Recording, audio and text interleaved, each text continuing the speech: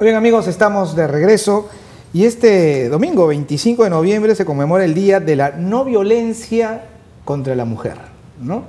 Y bueno, esta fecha nos coge en medio de un contexto, por cierto, en el que tenemos nada menos que a un parlamentario, a un denominado padre de la patria, no me gusta a mí usar esa denominación, pero en este caso pues de manera, no sé, que está siendo acusado por una señorita de haber tenido con ella tocamientos indebidos, ¿no? Bueno, en medio de ese contexto nosotros nos llega esta fecha 25 de noviembre y estamos ahora reunidos con la doctora Dora Garrido. Ella es abogada, especialista en temas de familia y de violencia familiar. Bienvenida a Mañanas Informativas de UCI Noticias. ¿Cómo estás? Sí, bienvenidos a todos aquellos oyentes y televidentes de UCI Noticias, ¿no? El caso muchas gracias, el caso del congresista Mamani, bueno, lo tomo porque es muy significativo, muy simbólico, ¿no? Pero en realidad el número de denuncias y de situaciones de este tipo es muy alto en el Perú, incluso comparativamente con otras partes del mundo. Así es. Primero, yo creo que hay que contextualizar qué cosa es, digamos, la ley 3036-4, porque la gente no se va a aprender números. Entonces tiene que saber que existe una ley, es la ley para prevenir, sancionar y erradicar la violencia contra las mujeres y el entorno familiar. Esta ley es casi completa, además tiene un reglamento que toda la gente, por lo menos, no es que conozca la ley, pero debe tener detalles. Ahora, más allá de las fechas, recuerdos que son momentos para protestar, marchar, pero eso no va a solucionar el tema de la violencia. Si mencionamos temas de estadística en nuestro país, a octubre de este año, 2018, según base de data del Ministerio de la Mujer, ya hay 107.840 denuncias. Y si retrocedemos a unos años atrás, el 2002, ¿cuántas denuncias había el 2002? 29.759. O sea, las denuncias contra la violencia contra la mujer y el entorno va en aumento, va creciendo, o sea, no hay baja. Entonces, y no solamente hay tipos de violencia, hay tipo de violencia económica y patrimonial, son 4 formas, 4 tipos de violencia: la violencia psicológica, la violencia física, la violencia sexual y la violencia económica y patrimonial, que muchas veces ni lo mencionan ni lo tocan, pero es muy importante saber. ¿Podemos ilustrar cada uno de estos casos? Sí, claro. Por ejemplo, violencia física. ¿Qué cosa es la violencia física? La violencia física es cualquier daño, cualquier acción o conducta que te dañe físicamente. No solamente son golpes, los puñetes, las patadas, los apretones de brazo, las huellas digitales, todo eso es violencia física. Ahí hay golpes incluso que se dicen, hay hombres que dicen, yo sé golpear, entonces a mí difícil que me detecte. ¿Por qué? Porque te golpean en la boca, el estómago, en la cabeza, entonces no deja huella. No deja un tipo no deja huella, son huellas sin lesión, similar a las psicológicas. Entonces, por ejemplo, en violencia física, el 2018 tenemos 4.902 casos ya de denuncias hechas. Y las que no se han hecho, ahí están todavía. El año pasado, el 2017, hubo 37.752 casos. Esto es bueno para saber cómo va en aumento la violencia. O quizás en aumento las denuncias. Porque lo que quizás no ha pasado en mucho tiempo es que las mujeres denuncien. A veces uno puede decir, está aumentando la violencia, quizás lo que está aumentando es la reacción de la mujer. Está aumentando en algo, se está empoderando, pero realmente lo que está pasando se está visibilizando. La violencia ha existido toda la vida en todas sus formas. Mira, te voy a contar un ejemplo en un caso de una pareja de ancianos. La señora, 75 años, denuncia al esposo de 75 años porque 40 años la venía, hasta esa edad la golpeaba, la insultaba. Entramos a proceso. El juicio, me acuerdo, la jueza, no digo el nombre, porque todavía sigue en funciones, dijo, señora, pero ya usted está para el otro lado y usted se atreve a denunciar. Imagínate la mentalidad de los magistrados. ¿No? Es inadmisible. Claro. O sea, esta señora ha vivido 40 años soportando el maltrato. Quizás más, soportando la violencia física y psicológica. Ahora, y sexual. Ahora, ¿qué cosa es una violencia psicológica? Es cualquier daño, conducta que te daña tu autoestima, te daña tu parte interior, que eso tú no lo vas a mirar. Esta violencia son los insultos. Tú no sirves para nada, no vales para nada, eres una tonta, eres una torpe, eres... hay casos, le dicen, apestas. Incluso se atreven a decir, las otras son mejores que tú no sirves ni para eso. O sea, tratan de humillar a la persona de tal forma que la bajan. Y hay personas profesionales. Y esto ocasiona una serie de situaciones que, si son profesionales o trabajan, ¿cómo llegan al trabajo? Llegan desmotivadas, con un malestar interno, y no puedes hacer bien tu trabajo. ¿Esta violencia psicológica no es también la que más se practica en contra de los varones? ¿En el seno familiar?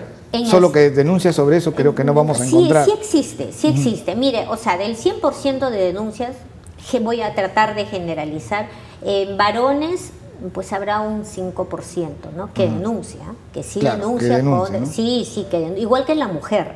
Es menos, pero sí existe. Que sí hay procesos, sí las hay.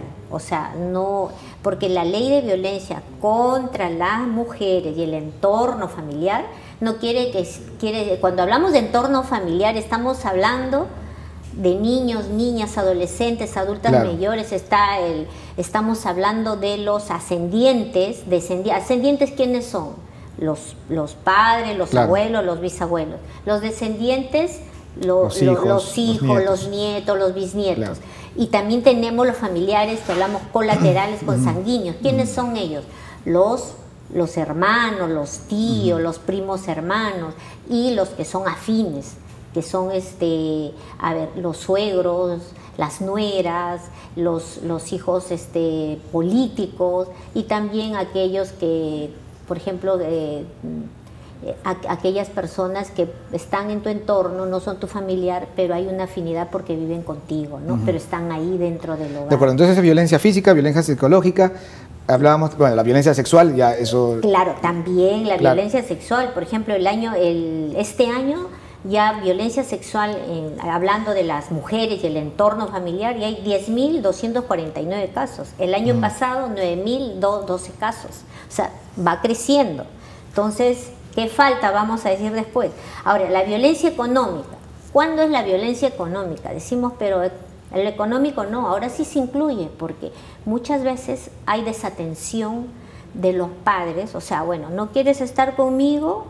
Porque el hombre mayormente, no hay que justificar a nadie ahora, tiene otras parejas, se descuida de su familia, no le da nada, y cuando la mujer se entera, ya no quiere estar con la persona, bueno, como no te portas bien conmigo, no te doy. ¿Y quiénes son los, digamos, culpables, los más afectados de esta situación? Son los hijos. Niños, los niños, las niñas son los que sufren, no solamente la parte económica, emocional, psicológica, etcétera.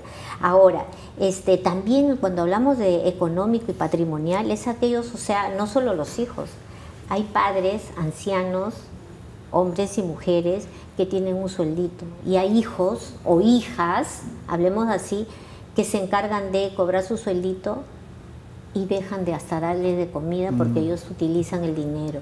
Esa es una desatención, esa es una violencia que se está generando. Totalmente, ¿no? Y el público tiene que conocerlo, tiene que saber, tiene que denunciar, porque si no denunciamos esto vamos a seguir callando y la violencia va creciendo. Depañando la injusticia y la violencia. Pero más allá de denunciar, yo creo que aquí hay un trabajo muy importante que se tiene, es la prevención. Más allá de saber data, cuántas mujeres murieron, cuántas, digamos, han tenido tentativas de feminicidio. Esa iba a ser mi próxima pregunta, ¿no? Sí, a ver. Casualmente, ¿cómo trabajar prevención para evitar que esto siga creciendo, ¿no? Si bien es cierto, el Ministerio de la Mujer es un ente muy importante en esto, está trabajando, tiene lo suyo, en los temas de denuncias, tiene servicios como el Centro de Emergencia Mujer, tiene el sistema, el SAU, que le decimos sistema de emergencia de inmediato, línea 100, el chat, etcétera, y otros programas que ellos ya los tienen y están trabajando. Ok, hasta ahí bien. También trabajan el tema preventivo, pero ¿qué pasa con el tema preventivo que nosotros, el Perú necesita? Prevención necesita visibilizar el trabajo, para que a su vez, si trabajas con hombres que han sido algún momento violentos, estos hombres supuestamente han cambiado, ¿qué mejor trabajar con ellos para replicar con otros varones? Y si tú esto visibilizas, eso va a servir de ejemplo para que ellos puedan replicar en acciones en otros sectores. Ah, mira, eso están trabajando, hagamos esto. Ahora, en la prevención no solo es el Ministerio de la Mujer, ojo, tenemos el Ministerio de Salud, tenemos el Ministerio de Educación, que es fundamental. Hay cuántos casos de niños, de niñas, adolescentes, que en su casa no pueden, cuando hablan le dicen, mamá, mi papá me está haciendo esto, cállate, no hables porque eso no se dice. Mamá, me ha pasado esto, no le hacen caso. Mamá, mi padre, el caso uno bien cercano que serio, una niña de 11, 10 años, su mamá en mi caso, ya la niña, ya la cosa iba cada vez más en el colegio, ya no aguantaba. Claro, por ahí la violencia es mutua, ¿no? Del padre y de la madre. Porque la ¿no? madre porque es... Yo entiendo que la mujer se encuentra en una situación mucho más vulnerable que la del varón. El varón también puede ser víctima de este tipo de violencia, pero es evidentemente la mujer está en una situación más vulnerable. Así es. Pero de lo que poco se habla es de los niños. Porque incluso, yo conozco casos también muy de cerca, de falsas acusaciones que se presentan en contra de algunos padres de familia, ¿no? Hay de todo. Y entonces, ya nadie defiende a los niños, ¿eh?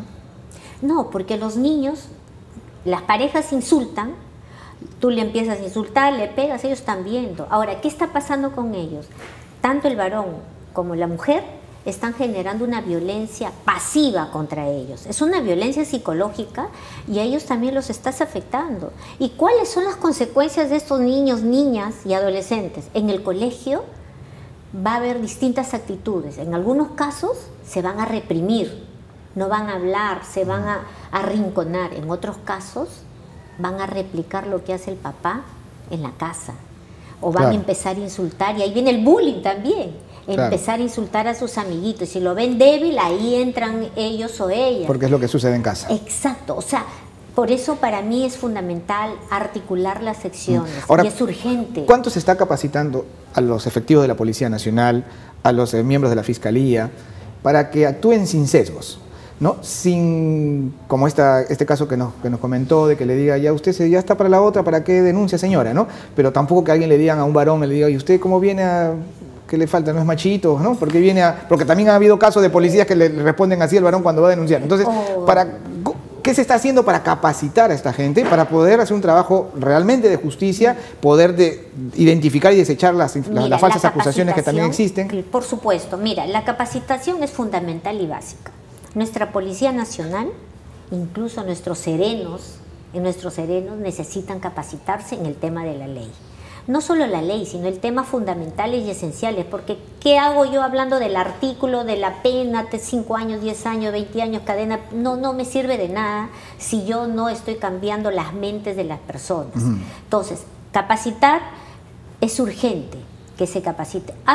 Yo creo que las instituciones lo hacen eventualmente. Yo, como miembro del Colegio de Abogados de Familia, Niña y Adolescente, hace 2 años empecé a capacitar serenos en estos temas. ¿Sabes por qué? Porque ellos, las personas muchas veces víctimas, se acercan a estos señores que son la atención al ciudadano más de a cercana. pie. Entonces ellos a veces no saben qué hacer. Entonces ellos tienen que saber qué hacer y a dónde acudir, a dónde ir inmediatamente, y saber que lo que ellos hagan es muy importante, es una prueba fundamental para las personas, porque de repente se está acercando, es un pequeño auxilio, pero de repente ya mañana esta persona murió y te está diciendo ayuda. Y estaba todavía a tiempo de hacer algo por él. Entonces, frente a esto, yo digo siempre, para la mano, nunca más, basta ya, no dañemos nuestra familia. Como abogada, ¿cómo ve el caso del congresista Mamani? Mira, es una denuncia que yo creo que ya las autoridades debieron actuar.